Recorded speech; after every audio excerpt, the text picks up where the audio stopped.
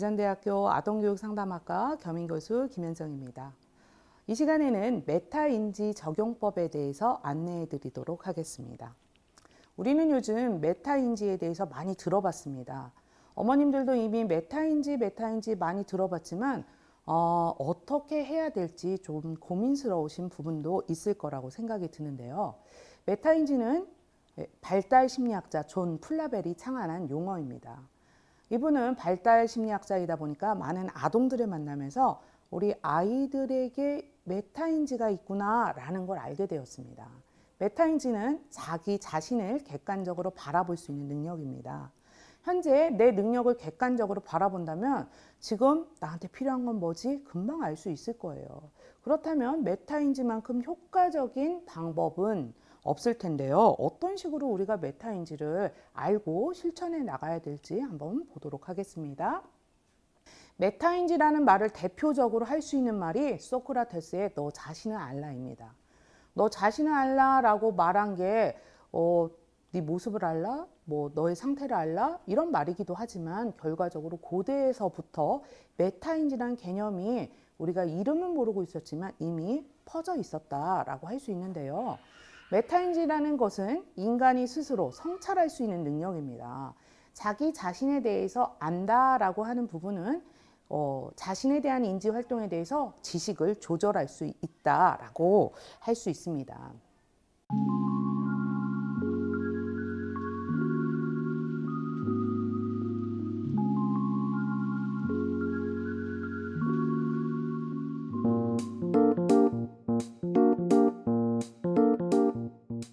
그럼 자기 자신을 알고 있는 상태를 아는 거, 이거를 양육에서 어떤 식으로 중요하게 생각하는지 알아야 될 텐데요. 우리에 대한, 본인에 대한 이해가 부족하다면 어떨까요? 우리 주변에도 많이 있습니다. 본인에 대해서 굉장한 과대한 자기감을 갖고 있는 사람들이 있어요. 그래서 그 사람이 갖고 자기에 대해서 되게 업시켜주는, 스스로 막 자기를 올려주는 그런 모습들을 보면 인정이 되는 부분도 있지만 갸우뚱한 부분도 있습니다. 그건 아마 그 사람이 자기 자신에 대해서 잘 모른다라고 할 수 있습니다. 이런 이해가 부족한 사람들은 두 가지 형태로 나타나는데요. 조금 전에 말씀드린 것처럼 과도한 자신감이 넘치는 사람과 오히려 그 반대로 과도한 위축감으로 인해서 이렇게 소극적이고 표현하지 못하는 사람들이라고 할 수 있습니다. 이 두 개의 모습 다 우리 아이들의 성장에는 전혀 도움이 되지 않는 모습인데요. 어떤 경우에는 자기가 무엇인지, 뭘 좋아하는지, 어떤 사람인지조차 전혀 이해가 없는 경우도 있습니다. 우리가 아이들을 키울 때 우리 아이에 대해서 키우면서 조금씩 실망하게 됩니다. 왜 그럴까요? 네, 어머님의 메타인지가 돌아가고 있는 것입니다. 내 아이가 어떤지 정확하게 보고 있다라고 할 수 있죠. 모른다라는 것을 안다라는 것 자체가 굉장히 어렵습니다. 그래서 모른다는 것을 안다는 건 성찰의 능력이 필요한 과정이기도 합니다. 메타인지가 발달하면 가장 좋은 점은 자기를 객관적으로 본다는 점입니다. 그럼 어떤 상황에 대해서 선택을 할 때 모든 상황이 객관적으로 보이기 때문에 자기 주관적으로만 선택하지 않습니다. 올바른 선택을 할 가능성이 있다는 거죠. 그리고 감정에 크게 좌우되지 않아요. 그러다 보니까 이 상황에 대해서 현실적이고 보편타당한 선택을 하게 됩니다. 자신한테 부족한 부분을 잘 인지한다면 그 부분을 보완할 수 있는 방법을 찾게 되겠죠. 시간이 흐르면 이 나에게 필요한 것이 무엇인지 계속 자기한테 장착하고 필요한 것을 공부하고 결과적으로는 자기 자신을 성장시키고 성공시킬 수 있습니다. 이 메타인지를 개발하기 위해서는 자세가 필요합니다. 이 자세는 아이에게도 필요하지만 부모에게도 필요한 자세라고 보여져요. 첫 번째는요, 겸손함입니다. 지적인 겸손함을 갖고 있다는 것은 내가 이걸 모르는구나 라는 걸 솔직하게 인정할 수 있습니다. 내가 모르는 걸 아는 척하는 건 쉬워요. 하지만 알지 못하는 것을 모른다라고 표현하기는 정말 어렵습니다. 두 번째 자세는 반성적 자세입니다. 반성적 자세는 자기 자신을 돌아보는 것조차 자신을 타자화해서 객관적으로 볼 수 있습니다. 어떻게 해요? 자기만의 애잔한 마음, 감정 없이 객관적인 시선으로 자기를 볼 수 있습니다. 그래야만 내 모습이 어떻구나 하는 반성적인 입장을 가질 수 있습니다. 이러한 두 가지의 자세는 우리가 자녀 양육을 할 때도 자기에게 필요한 모습으로 비춰볼 수 있는데요. 자녀를 키우는 모습에 대해서 우리 부모님들이 스스로 알아차림이 있다면 우리 아이를 더 건강하고 바르게 키울 수 있습니다.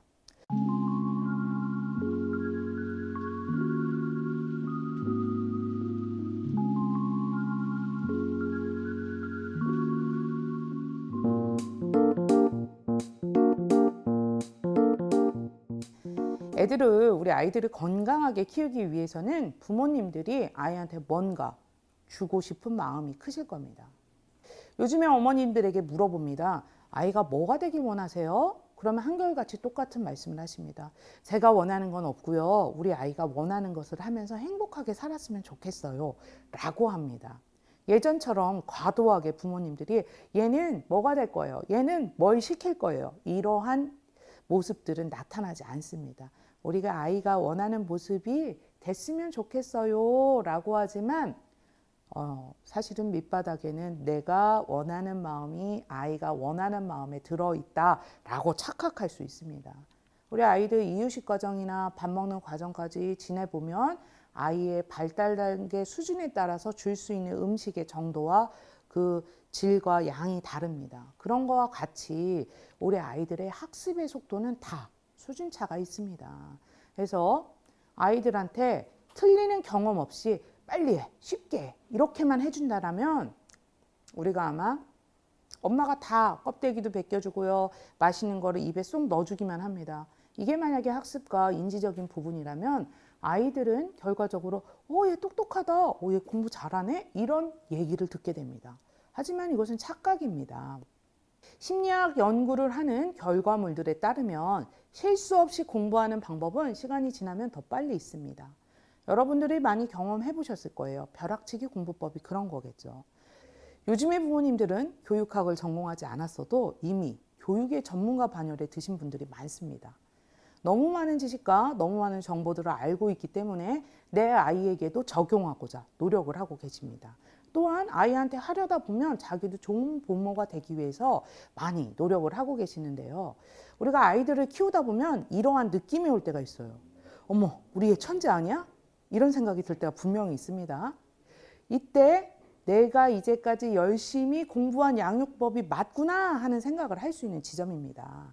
하지만 문제는 내 아이만 그런 게 아니라는 점이죠. 이때 부모님이 메타인지적 관점을 갖고 있다면 좋지만 그렇지 않을 때는 자녀에 대한 착각이 시작됩니다. 이때부터 시작된 착각은 우리 아이들에게도 해당이 돼요. 너 잘한다. 너 진짜 잘하는 거 아니야? 이런 잘한다는 소리만 듣고 자란 아이들은 스스로 자기가 뭘 못하는지도 모른 채로 잘하는 것만 보여주기 위해서 그것만 하게 되는 자기의 진짜 모습을 알지 못하는 채로 살게 됩니다. 시간이 지나서 다양한 도전들이 우리 주변에는 있지요. 아이들에게도 학습적 시련이 올 수 있고요. 관계적 시련이 올 수 있습니다. 그때 어려움이 봉착하게 되면 우리 아이들은 자기가 잘한다는 소리를 들었던 상황이 없어지고 얘 아니었네? 이런 실망감을 주게 될까 봐 자신감 없는 모습을 회피하기 시작합니다.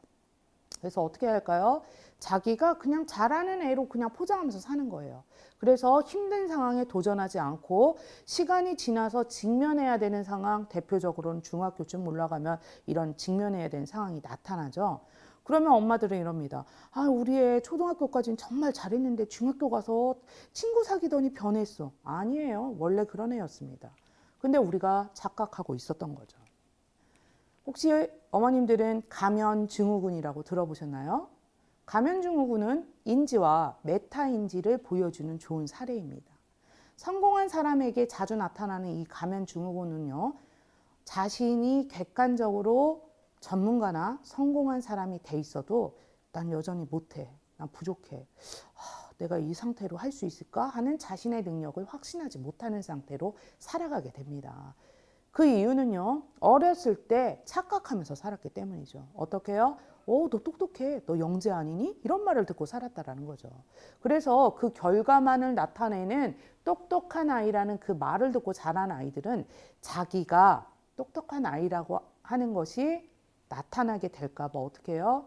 자기 스스로를 메타인지로 점검하지 않습니다. 그래서 그냥 단순한 인지적인 것만 갖고 그것을 통해 살아가려고 하는 거겠죠.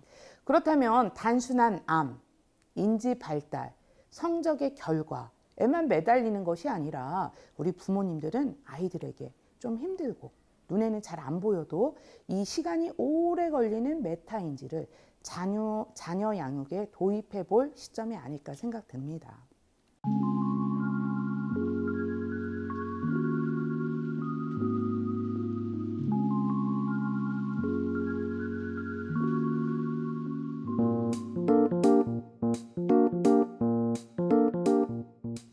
그럼 어떻게 적용해야 될까요? 메타인지의 대표적인 학자인 컬럼비아 대학의 리사 소는 그렇게 얘기합니다. 메타인지는 가르쳐 줄 수 없어요. 메타인지를 훈련시키는 방법은 없다라고 이야기를 합니다. 그런데 이 훈련은 못 시켜주지만 우리 아이들이 메타인지를 방해하는 것은 얼마든지 할 수 있다라고 해요. 틀린 것을 알게 해주는 이 메타인지는 내가 틀렸다는 것을 또는 내가 모를 수도 있다는 것을 인정하게 해줍니다. 그럼 우리는 내 아이가 안 틀리고 고생 안 하고 실패 안 하고 살았으면 좋겠잖아요. 그래서 성장해 가는 우리 자녀들에게 틀린 것을 경험시킨다면 어떨까요? 틀린 거를 경험해야 되는 시간이 온다면 어떨까요? 불안하고 도와주고 싶고, 더 심한 부모님들은 넌 가만히 있어. 지금 내가 시키는 것만 하면 다른 거 엄마가 다 해줄게. 넌 그냥 공부만 해. 이러한 상황들이 일어납니다. 하지만 이 순간, 엄마가 도와주려는 순간 내 아이의 메타인지는 작용하지 않게 됩니다. 아이들에게 힘든 고비가 있을 때마다 부모의 도움으로 성장하는 아이들이 분명히 있습니다. 이런 아이들은 경험하지 못하는 것이 있습니다. 무엇일까요? 바로 좌절입니다. 다른 것은 다 경험시켜 주는데 좌절만은 경험하지 마. 이런 마인드를 갖고 있는 부모님들은 자녀가 메타인지를 사용할 수 있는 기회를 지금 제공해 주지 않는 것과 같습니다. 모든 것을 다 주고 싶은데 메타인지를 줄 수 없다. 메타인지로 교육하고 싶은데 그게 잘 안 된다. 조금 생각해 보셔야겠죠. 메타인지는 두 가지 단계로 나눠집니다. 첫 번째는 모니터링 단계입니다. 내가 알고 있는 것과 모르고 있는 것을 알고 있는 그 단계입니다. 내가 나 이건 아는데 이건 모르네? 이 단계는 그냥 나 뭔 알고 뭔 몰라. 내가 한 60%밖에 모르는구나. 이 단계라는 거죠. 이 단계가 끝나고 나면 더 좋은 메타인지를 활용하는 방법은 바로 두 번째입니다. 컨트롤 단계라는 거죠.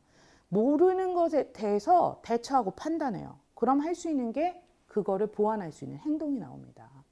배운다라고 하는 것은 메타인지로부터 시작이 됩니다. 내가 뭘 모르는구나, 그때부터 시작이 된다라는 거죠. 그럼 우리는 아이들에게 메타인지를 빨리 키우게 할 수 있는 것은 방법이 있습니다. 어떻게 해야 될까요? 애들이 뭔가 관심 갖고 무언가 해결할 방법을 생각하고 있을 때 이때 바로 실패를 경험하는 메타인지가 개발이 됩니다. 부모가 이때 개입하지 않고 잠깐 멈추세요. 이 멈추는 순간 우리 아이들은 뭘 할까요? 생각하게 됩니다. 메타인지를 향상시키기 위해서 우리 부모님들이 해줄 수 있는 것은 충분한 시간을 두고 기다림입니다. 아이들을 믿고 기다려준다면 우리 아이들의 메타인지 근육은 계속 지금 펌핑하는 시간이 돼서 훌륭한 메타인지 활용하는 아이로 성장해 나가겠죠. 자, 그 중에 가장 좋은 것은 질문입니다. 앞서서 말씀드렸지만 메타인지를 키우는 학원은 없습니다. 그런 학원이 있으면 어머니 보내시겠죠? 하지만 메타인지는 크고 있는지 지금 키워지고 있는지 우리 눈에 잘 안 보입니다. 그래서 시간이 오래 걸리고 그 결과물은 아이가 자기의 뜻을 펼치는 시점쯤이 됐을 때야 우리 애가 메타인지를 썼던 아이구나. 내가 했던 교육 방법이 맞네. 이걸 확인할 수 있게 되겠죠. 질문을 하는 순간 우리 아이들은 생각하게 됩니다. 호기심을 갖고 질문하는 거 아이가 질문할 수 있는 타이밍, 상황 이런 것들을 관심 있게 보고 질문을 유도하는 것이 우리 부모님들이 바로 해줄 수 있는 방법입니다. 우리 아이들이 학령기에 가게 되면 오답 노트를 쓰기도 합니다. 또는 선생님들에 의해서 문제를 직접 만들어봐 이런 숙제를 하기도 합니다. 이거는 굉장히 좋은 메타인지를 활용할 수 있는 구체적인 방법 중에 하나입니다. 이 자체가 메타인지는 아니죠. 기술적인 방법 중에 하나인데 메타인지를 높이기 위해서는 우리 부모님들은 질문할 수 있는 환경을 만들어 주셔야 됩니다. 아이가 질문하고 있는데 저기 인터넷 찾아봐. 네이버에서 알려줄 거야. 이거는 바람직하지 않습니다. 같이 찾아보고 책을 통해서 찾아보고 인터넷을 통해서 찾더라도 함께 들어가고 엄마도 그 과정을 경험하는 것이죠. 그럼 결국 우리 아이들을 양육한다라는 것은 메타인지적 관점에서 우리 부모님의 욕구를 알고 아이들에게 양육을 제공하는 것입니다. 메타인지에서도 가장 중요하게 생각하는 점은 실패의 용인입니다. 실패를 할 수 있다는 걸 인정하고 또 알아가는 과정에서 생각할 수 있는 시간을 충분히 주신다면 우리 아이들의 메타인지는 우리 집에서 개발시키고 있다라고 할 수 있습니다. 오늘 우리 부모님들 아이들보다 내 양육 방법에 대해서 먼저 메타인지를 경험해 보시면 어떨까요? 우리 집에서 아이들과 질문하는 환경을 만들 수 있도록 노력하시면 충분히 메타인지를 아이들에게 제공할 수 있는 부모님이 될 거라 생각됩니다.